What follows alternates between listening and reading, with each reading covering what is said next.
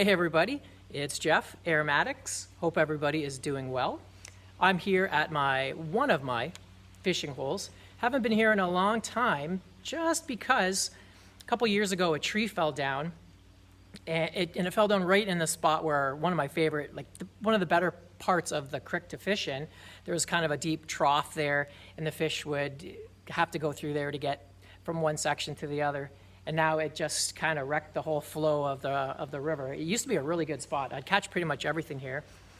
The main fish that I like to catch is the brown trout, because this is way up at the front of the creek where even in the summertime the fish are native here. They kind of come up and hang out.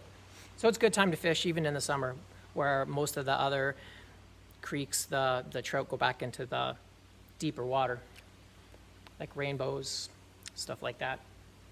Anyway, while I'm here, I am smoking my pipe. Figured I would do a pipe tobacco review. Haven't done one in a while.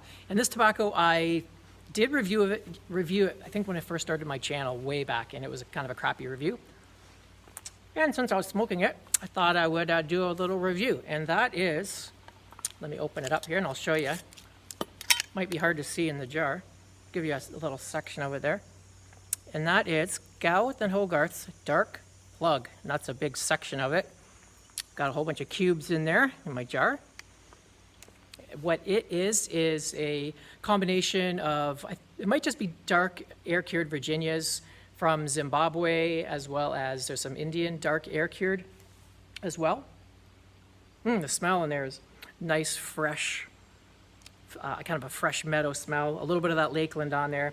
This is dark plug scented, so it does have some of that Lakeland scent to it. So if you're not a big fan of it, if you hate it, then you probably won't like this, but if you're indifferent to it, it's kind of applied lightly, and once you smoke it for a while, it kind of disappears. But it's good that it's there, because this is probably the richest, darkest of the tobaccos, if you're into the ropes and other Gawith and Hoggarth, Samuel Gawith type of tobaccos in this genre of dark air-cured stuff.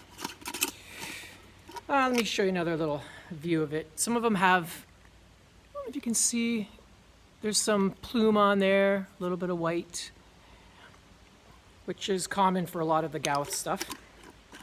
Really dense plug of layered tobacco. It's not like a crumble cake or anything like that, like a lot of the newer companies have been doing. Now I have got my corn cob mini freehand loaded up. It's gone out, but it's been staying lit quite well when I'm not talking.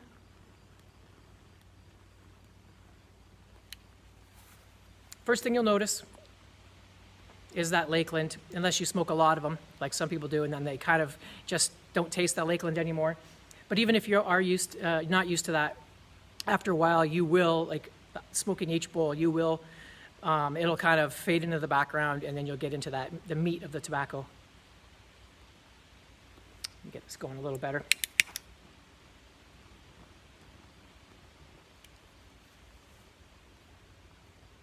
There we go.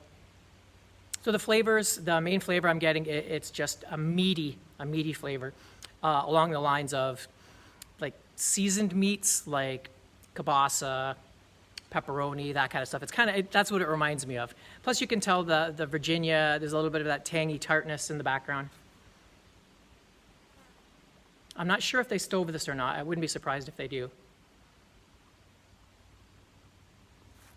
So if you've ever had the brown Irish X and the black Irish X, there kind of reminds me a little bit of both in this. It's darker, not quite as soft and sweet, I guess, not smoky, but there's a sweetness to the brown, but the black Irish X has a real dark. This is kind of in between those two, but I would say stronger and fuller than both of those.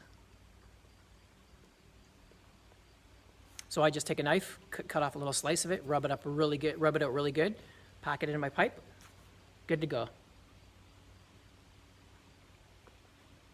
Very high in nicotine, probably one of the highest nicotine tobaccos that I smoke.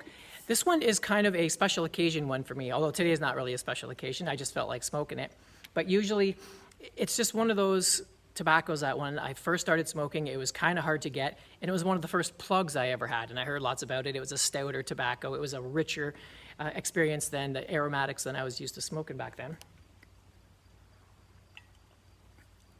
and I just snagged like a small amount of it, and I really cherished that tobacco. So even today, it might not be quite as rare as it used to be, or considered special compared to some other tobaccos that are hard to get. But to me, it'll always be that special occasion tobacco where, especially if I have a lot of time on my hands and I'm sitting outside reading a book or just watching a good movie, just something where I'm just really enjoying my quiet time. This is a great tobacco. You can let it go out, light it back up again, and it's a good thing that if it goes out, because it's sometimes if the nicotine is high and you want to take your time with it so it doesn't hit you really hard if you're sensitive to that kind of thing. But great tobacco if you can get your hands on it. It comes and goes at some of the online retailers, so it's not impossible to get. But and when it's there, if you like it, get as much as you can. It usually stays a little longer than it used to as well. Anyway, have any of you guys had Dark Plug? If so, what do you think of it? And have you ever had the Dark Flake? I'm pretty sure that it's the same thing, but I don't know for a fact because I haven't had Dark Flake. So let me know if you know if it is and which one you prefer. Hope you guys enjoyed my review, and I'll see you on my next one. Until then, Aromatics, signing out.